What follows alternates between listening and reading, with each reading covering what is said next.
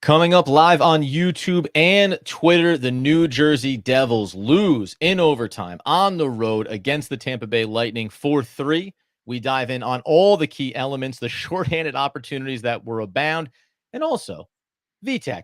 Is this one ultimately fall right back on the goaltender's shoulders? We dive in on it all coming up next.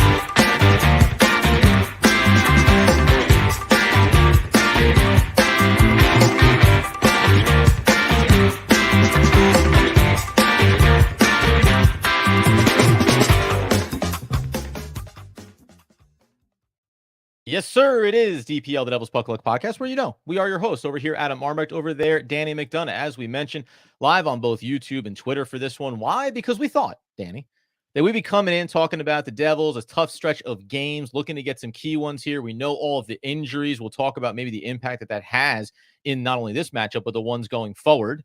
And instead, overtime, got a point. But the Devils fall to the Bolts 4-3 on a pretty quick goal there as things got underway in the extra session.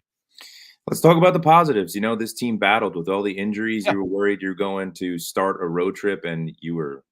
I don't know about you, but I was worried that they're going to get blown out of the water seeing the bottom two lines, right? The lines 3 and 4, going into this game. But they held their own. They played tough.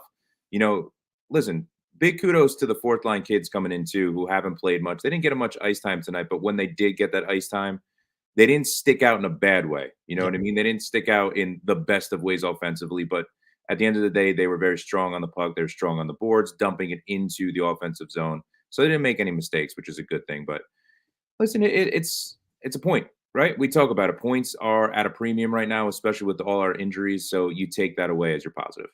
Yeah, I mean, listen, we're going to get into VTech, obviously, because when all of these things are happening on the roster, when you're dealing with all these injuries, you need your experienced players, you need your key players, your goaltender to step up in a big way. So we've got a bit of a debate coming in that regard when we look back at this game. But as we talk through the first and third and second and third periods, and some of the key moments, first period, you come out of it. The Devils got a lot of shots on net, obviously. This, if we want to talk goaltending, was a tale of one standing on his head in certain key moments and the other struggling at times.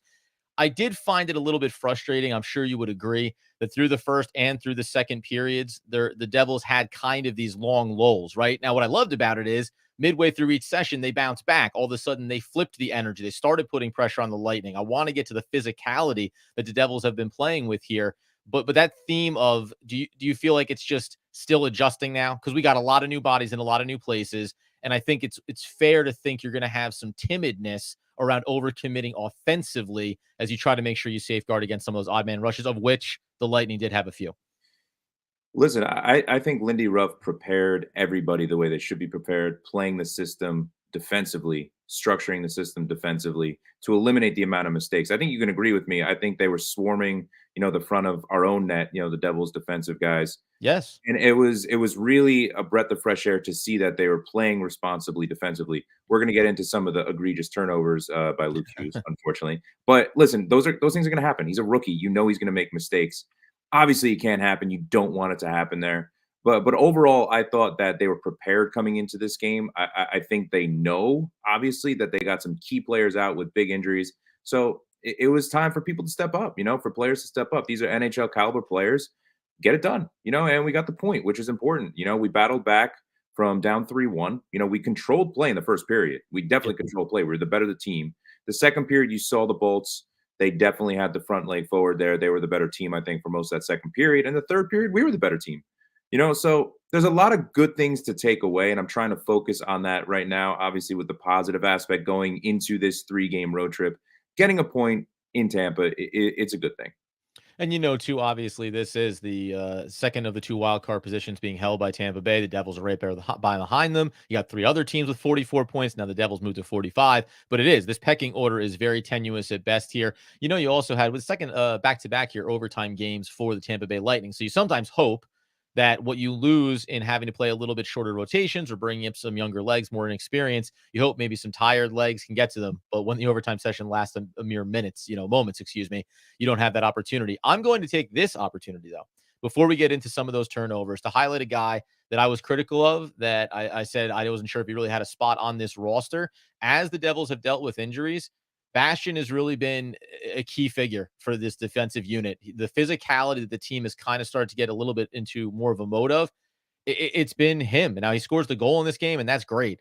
But I think it's actually somewhat interesting that as you take away some of the faster players on this team, I think the pace and the style lends itself to Bastion being able to play a more consistent form of hockey. He's good against the boards. Again, physical play, laying some hits here. The Devils have molded their identity even before the injuries. And I have to acknowledge it, man. I was wrong. I thought that he did not have a role on this team, and he might be critical for this stretch when you're dealing with these injuries. He's a guy that's stepping up. He had a great pass too to Willman right in the slot there. Yes. That was saved by Vasilevsky too. And Sure, obviously, and maybe it's somebody else on the receiving end. No knock on Willman, but maybe that ends up being a goal, right? If we're a fully healthy team at that point. oh, absolutely. And we talk about it all the time. It's physicality without taking stupid penalties. Yeah. And you saw Basham was very Yes. physical tonight. Drawing penalties is what he needs to do on that fourth line. But he's a guy that needs to step up. Listen, he's an NHLer he's got some veteran experience. It's his 200th game. Yeah. So he's been playing a lot of games in the NHL. He knows what he needs to do. He knows his role with this team. And like you said, he's forced, right? He's forced to fit in now. So if you thought that maybe he didn't fit on this team because of speed, now you got no choice, right? You have no choice with all the injuries. Figure it out. Yeah. You're going to play with these guys because you need a player like Bastion who's going to keep that physicality, especially with Palat out. Remember, Palat is that physical guy on the board. So you want to see Bastion take a big step forward, with his physicality. Lazar stepping up in that vein as well. Coming up here in a second, we will talk about the second and third period, the overtime session. But the next topic at hand is turnovers. And unfortunately, yes, my favorite player, the young Luke Hughes, he did clean it up towards the end of this one, but there was a key moment among many where he struggled. We'll get into that here coming up in just 1 second.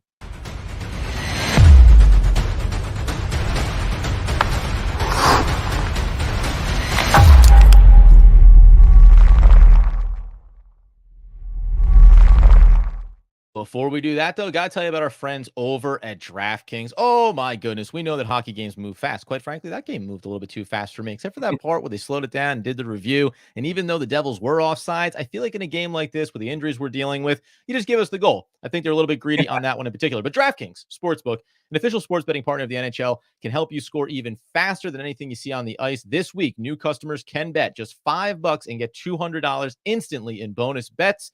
You know that if you were over there tonight, you could have taken the over on this game because it was set at 6.5. So you could have made a couple of shekels there, even if it included the overtime loss for New Jersey. Download DraftKings Sportsbook app right now and use promo code THPN. And new customers can bet just $5 on the NHL and get $200 instantly in bonus bets only on DraftKings Sportsbook with promo code THPN. The crown is yours. Gambling problem? Call 1-800-GAMBLER. Visit www.1800gambler.net. In New York, call 877-8-HOPE-NY or text HOPE-NY to 467-369. In Connecticut, help is available for problem gambling. Call 888-789-7777 or visit ccpg.org. Please pay responsibly on behalf of Boot Hills Casino and Resort. 21 plus age varies by jurisdiction. Void in our friends to the north, Ontario. Bonus bets expire 168 hours after issuance. See dkng.com/hockey for eligibility, deposit restrictions, terms, and responsible gambling resources. NHL and the NHL Shield are registered trademarks of the National Hockey League. Copyright NHL 2024. All rights, they are reserved. This is a really good point right here, Adam. I want to come right into this. The Cloudy Pair. I like this one from the Cloudy Pair here. Tough one tonight. Don't care who's currently injured. Needed to take 2 points from a team that was down an entire D pair for 40 minutes. It's a really good point. And it comes back to the Devils' injuries from their offensive guys like a Jack Hughes to take advantage of the fact that they're down a D pairing. That's what it is. You look at it, it's having that depth, right? And having these younger kids that are a lot, they're not the goal scorers like Jack Hughes, obviously.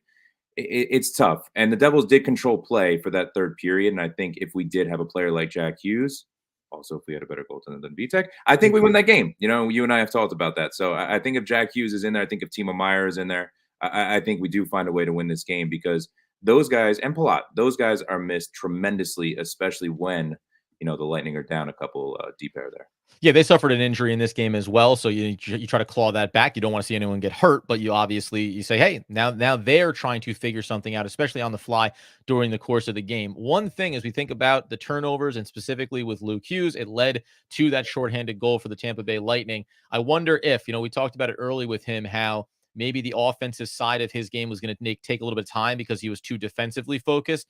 Then a game like tonight, and in the absence of key players without his brother, I start to wonder if maybe Luke is trying to dial it up the other way and maybe losing a little bit of that focus. Now, listen, it's a very careless turnover. He comes out from behind the net. He just kind of loses the puck on his stick. Then he also loses his skates on the ice. He goes down shorthanded. And here's where we're going to be very tight on this part of the conversation because I don't want to run too far afield. I understand completely that is a very savable puck and a savable shot for Vitek, and it goes underneath his arm in between his chest, and it's brutal. And he's not good on that side of his body. He's not good on any side of his body per se. But the bottom, like for me, understanding that's a savable shot.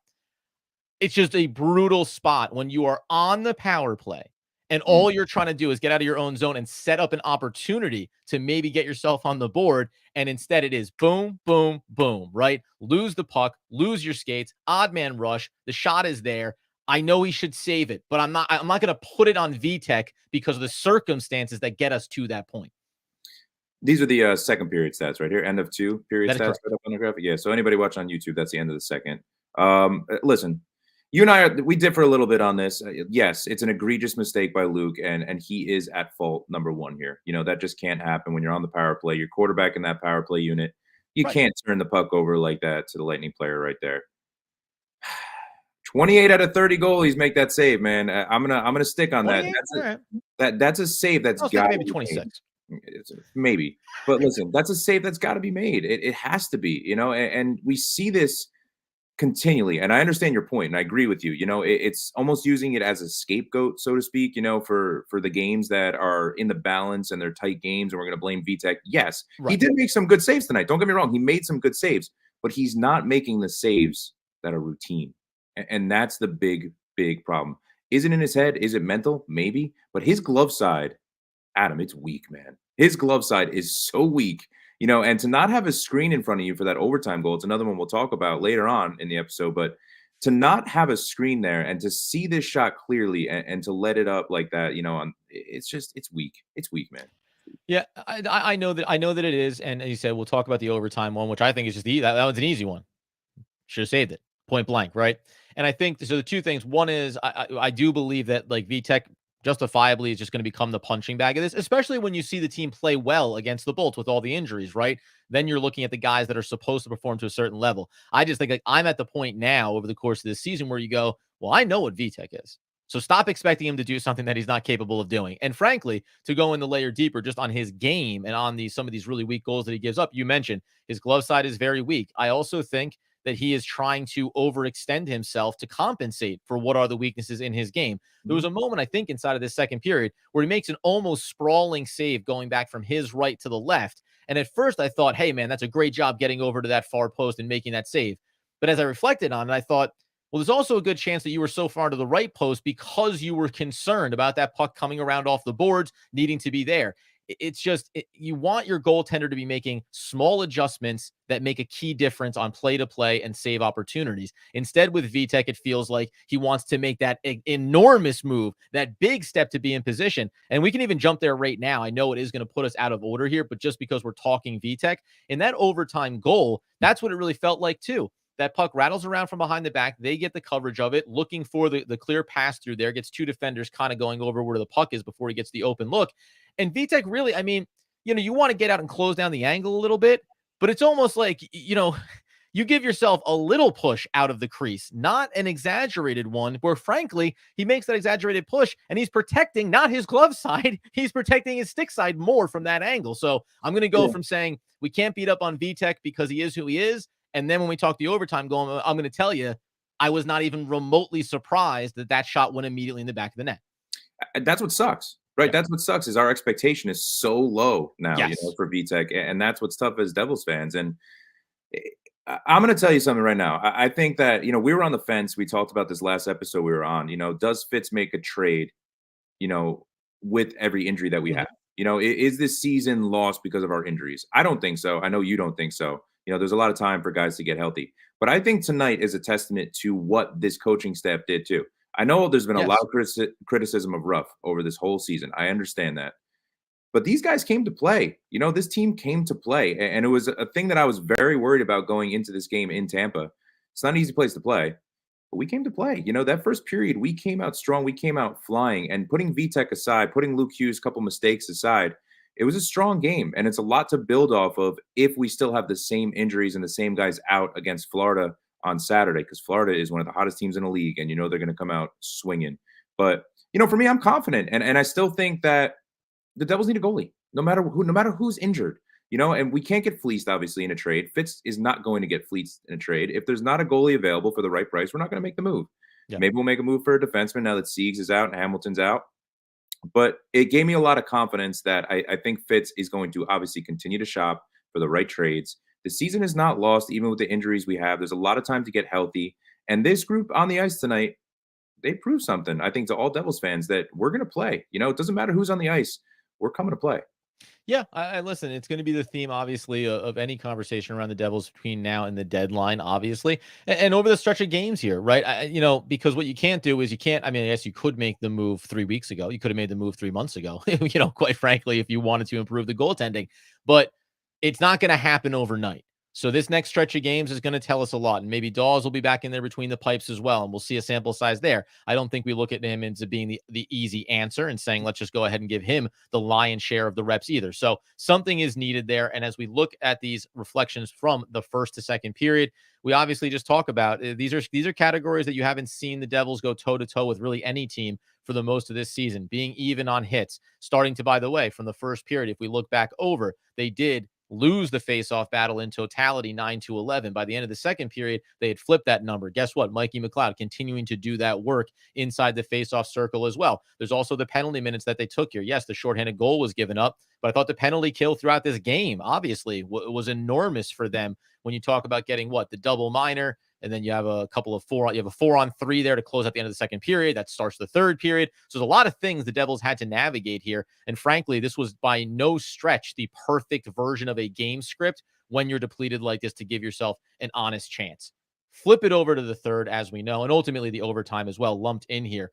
We talk about getting, if you want to put this on VTech again, because it's hard when you look at a box score, 20 shots, right? When you outshoot your opponent by 10 shots, we look across to the other net and we know how good their goaltender is going to be over there. Then you start to lose the hit battle as well here. You get really kind of beat up a little bit, I would say, in that third period from a physical standpoint. What were your takeaways third period going into overtime?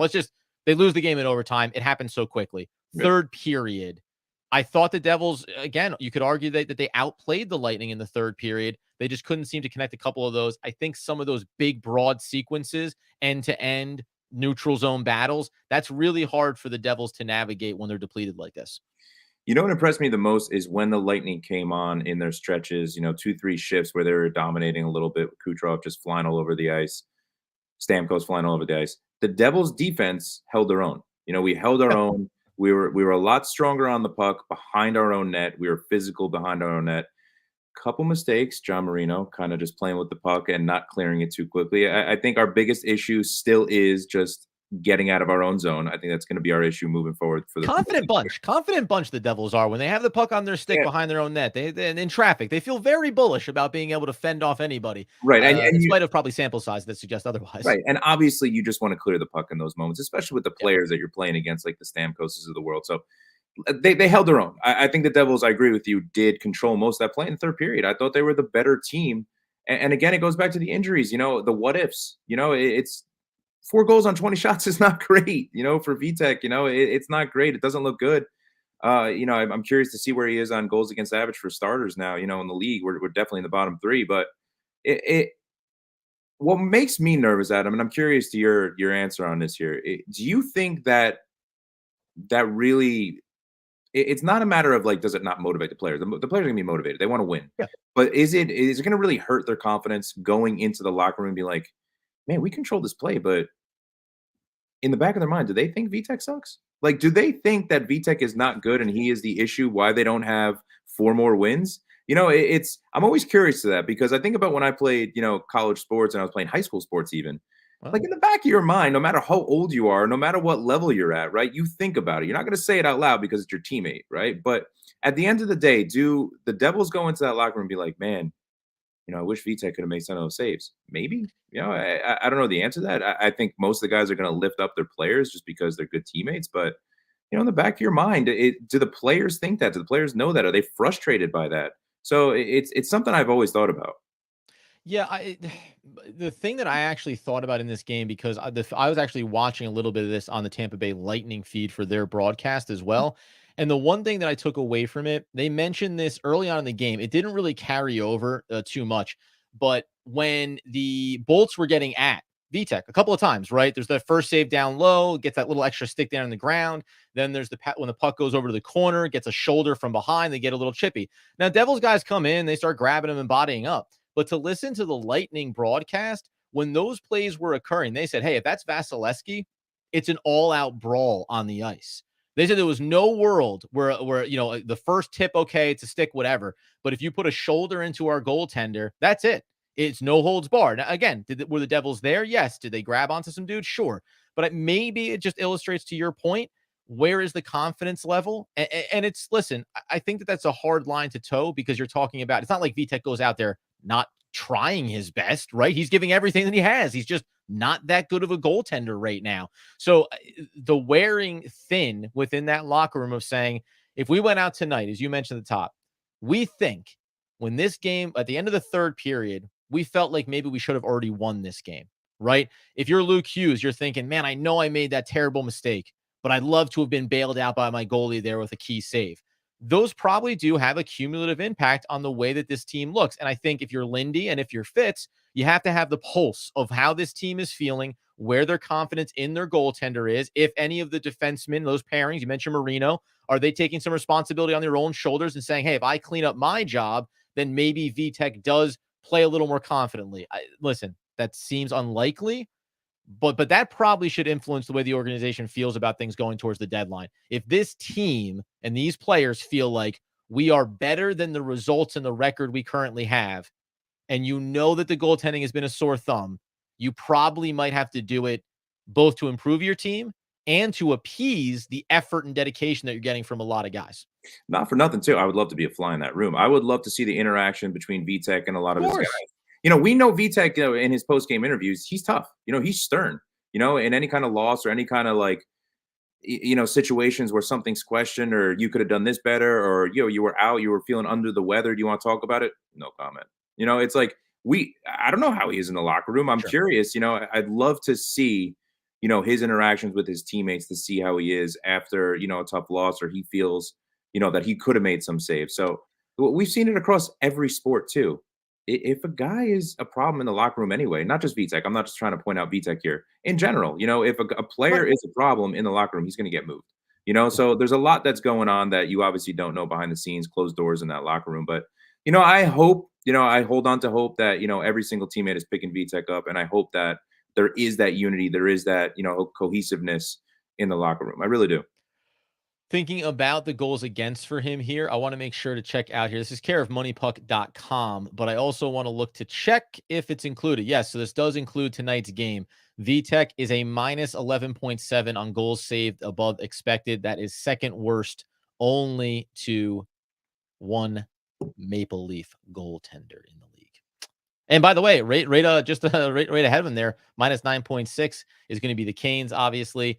With Rantna with his 16 starts though. But you know what's interesting too about this? Outside of maybe the Sabres and Saros with his 32 starts, and he's a minus 8.7, there's not a lot of guys that have as many starts as VTech does while still having that type of disparity in the goals saved above the expected. 15, 16, 19, 13, 15. These are either one of two things: guys that have lost their starting jobs, or guys that at best are in timeshares with other goaltenders on their respective teams. And so is VTech. It's funny that he has, I think he has, what's his record so far this season? He's sitting there with a 14-7-1 record, baby. I mean, that might be, if you want to say, it's like, what's the indicator here? It's the fact that we know statistically and performance-wise, VTech has not been great, but you can hang your hat on, hey, listen, man, more often than not, I take the ice, we win, baby. And that's all that matters at the end of the day. Not for nothing, too, as you talk about Carolina having issues with their goaltending. They're healthier. They're way healthier than us. Right. And there's big factors, 100%, right? Yeah. So, and they're scoring in droves. They're scoring a lot of goals right now. And again, when we get healthier, we're going to score more goals. That's just going to happen. It's the way it's going to happen. But we need a goaltender. I mean, there's no ifs, ands, or buts about it. We need a goaltender. We're going to see what's happening in the coming games. You and I always talk about it. We need to see what January looks like with the injuries, who's coming back, what's going to happen, not just on, offensive side of the puck, but on the defensive side of the puck as well. Shout out to Mark who's in on the conversation too. I'm not sure if he's coming from Twitter or from YouTube, but either way, I thought, yeah, I did think that Ball had a pretty solid game. I mean, let's just close out there because I knew that this was going to turn a little bit in the direction of, as every theme is going to be, about goaltending and what this team needs. But overall, who were your other standouts? We mentioned earlier talking about Bastian playing a really solid game. I thought that Jesper Brattman, listen, he took a lot of shots. He tried his best. I actually thought he did a really nice job being a little bit under control in that final zone. He seemed to have an awareness of the best version of me in a game like this is not to go speed, speed, speed. It's actually to try to navigate some traffic and get some key opportunities. Couldn't get him in the back of the net, but he took a ton of shots tonight. So you saw some players trying to step up. Who were your other standouts? Yeah, Mark pointed it out. Kevin Ball, he played phenomenally. I've been talking about Ball all year. He's one of the guys that I've seen such progression from. His game. He's matured, the maturation in his game, the growth in his game, knowing how to utilize his body, knowing how to play physically, and having that speed through our defensive zone, through the neutral zone, and really creating those fast break opportunities for our offensive guys. He played great. He was physical. Colin Miller, man, I know he took that penalty, but he has looked absolutely incredible. Yeah. Lindy cannot scratch him. You cannot scratch him and keep Brendan Smith in the lineup. You just can't. And And I Smith really, has moments too, and it's not so. yeah, It's funny, right? Like yeah, it's it's really just, I think, quality play from Miller means that he deserves it, right? Miller. It's plus minus is the best out of a defender, but more so, I think that Miller should be playing with Nemitz. I really want to see Miller with Mm. Nemitz because I think Smith held Nemitz back a little bit, and I think there was some miscommunication there. And I saw Nemitz off his game a little bit in his breakouts. In the defensive zone, he didn't look as solid as he looked the last few games. So I'd really like to see Lindy Ruff switch that up, put Miller with Nemitz for a game, put Smith down with Ball, and let's see what happens with that. But Colin Miller, bravo, man. He's been injured. He had a kid, so he wasn't on the ice for a little bit. He was off 4 or 5 games because of that, 4 or 5 days of work, practice, and gameplay. Yep. But he came in and he's been playing really well. And I want to see him get more minutes. He had some minutes tonight. And I think that he should be swapped with Brendan Smith on the pairings. Shout out to Kevin here as well. It's a good game. The Devils at least get a point here. I know once you get to overtime, you always feel like now go get those two. All things being equal, as you work your way through the game, you start to focus on VTech. You start to focus on these turnovers, little moments. But honestly, to start this thing out, tough game, tough matchup. I'm happy with getting the point, and now you start to turn your attention over these next handful of games as well. My quick shout out in terms of players is, remember, go back, watch Alexander Holtz. Not only does he do an excellent job tracking back and cutting off the player behind the net on the initial shot attempt, then when there is a shot and save-ish that trickles through, it's Holtz that clears it off the doorstep of the goal there and gets it out of the zone. It's a good thing and a great sign that we're no longer kind of being pleasantly surprised by Holtz's play. He's put together a really strong campaign so far. He has an identified role. He falls into the category of about 93 young players the Devils have that have some, bad moments like Luke did tonight. But in the end, you're seeing this little growth here. And I actually think this stretch is good for those guys too, right? You don't have Jack on the ice. You don't have veterans on the ice like Palat or like Siegs, right? You need to play sound hockey for a full 60 minutes and sometimes more. Like, this is a good growing opportunity. I know the Devils have aspirations this season. We want to get to the playoffs. You want to make noise in the playoffs. But here's a chance to prove it. What have you learned to this point of the season? What have you learned that you can apply to avoid some of those letdowns? We did see a few of them tonight, but hopefully they clean it up going forward. Yeah, and Kevin, to respond to you, I'm not really too upset about it either. We got the point. I think the point was important. I think we build on that 2-goal deficit coming back to make it 3-3. Speaking of Holtz, you know what impresses me, Adam? He was a little snake bitten. He had some bouncing pucks. He didn't play as well offensively as he has the last He 5. took a big hit on the left boards, right, in the latter stage of this game too. Yep. But he played back checking. He played defensive hockey. His two-way game, you see the improvement. And again, as much as people talk about, coaching and everything, I attribute a lot of his growth to the coaching staff. I really do. To the development of his game, at practices, Sure. on the power play now. He's getting minutes on the power play. Just overall, you see the development, and I'm really impressed with Holtz, and he's going to be a hell of a player.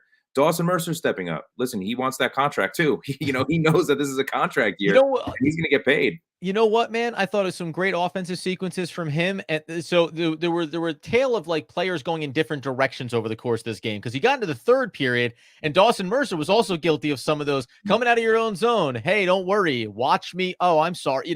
Just a little bit lackadaisical, but I thought he's put together a handful of pretty nice performances here. There's been a good bounce back stretch for him. He started out looking like, hey, what are we going to do with Dawson Mercer? Contract year, it doesn't look like he's proving it. He stepped up as well of late. And overall, I think he had a solid game. And that's probably the hardest part about this. You lose a game in overtime, and we're sitting here saying, solid game, good performance. Even Luke bounced back over the course of this one after some very, very bad performance from him in the first two periods. And maybe it is. Maybe I'm just the defender of the one who feels like is being beaten up the most, right? You want to come to the defense of these guys. Maybe it is, hey, who had the worst game on the ice tonight? You could maybe make a case for Luke because some really bad play by him. But in the end, we're going to end up looking between the pipes and to VTech, and whether or not those moments came out of mistakes, out of errors by other Devils. There's at least two key moments in this game where VTech had an opportunity to make some big saves. Both of them go in, one in regulation shorthanded, the one in overtime. The Devils lose. That being the case. They have to go ahead. Yeah, not for nothing. Luke Hughes, here's the thing. I don't know if you saw this. I don't know if you were watching the Devils or the Lightning stream for this, but he looked dejected, man. After he made that mistake on the bench, he looked dejected. He's chewing on his mouth guard. He was pissed off. I like it. I like that you're pissed off, and I like that you want to take accountability. I love the coaching staff is talking to him the entire time. Yeah. Like, you're our guy, bro. You're our guy. You're going to make mistakes. This is part of your game. This is part of learning and developing who you are as a player. Shake it off. Yeah. Get out there and make plays. And to your point, he played a good third period. Yeah. He played a really good third period. I thought that he was one of the best defensive guys in the third period. He was one of the worst in the first and second, but he was one of the best in the third. And again, this kid he's 20 years old. He's a rookie. He's going to make those mistakes. But to be able to shake that off, it shows me that he is going to have a very, very, very good NHL career, because not many players, that have, even have skill can shake that off and have a good second half of the game. And it's a testament to who he is as a player. And he's a Hughes, man. These Hughes kids. Well, what I was about to say was very similar, display of frustration to brother Jack. When Jack was running a little bit rough there, those last handful of games, same type of demeanor on the bench. You love to see it because you want that type of passion. He's also a defenseman we'll talk about another day who's chasing down some rookie records here in terms of scoring, just quietly chugging along over the course of his season. With Florida coming up next, as Danny mentioned, and then a trip to Boston before they come back home to take on the Montreal Canadiens. Devils just got to get right back at it, right? Had 2-game winning streak, had won 5 out of 6 games. Now you're on a 2-game losing streak. It's the nature of the beast. Got to keep clawing and fighting for it. And the way that you can keep clawing and fighting for us is to support us over on YouTube at Devils Puck Luck. Right now, you're watching us on Twitter at NJDevilsPL. You can follow us at Danny the Face and at Adam Armbrecht, over on TikTok and on Snapchat and on Twitch and Stream and Tumblr and Rock Tumblr and Rock Faces and landscapes all across this great world at Devils Puck Luck. Until next time, though, we will be back in breaking down all things New Jersey Devils. Danny, hit us with that quick quip to get us out the door. Dawes, 35 saves, #1 star against Florida Panthers. We win the game. Woo! See you next time.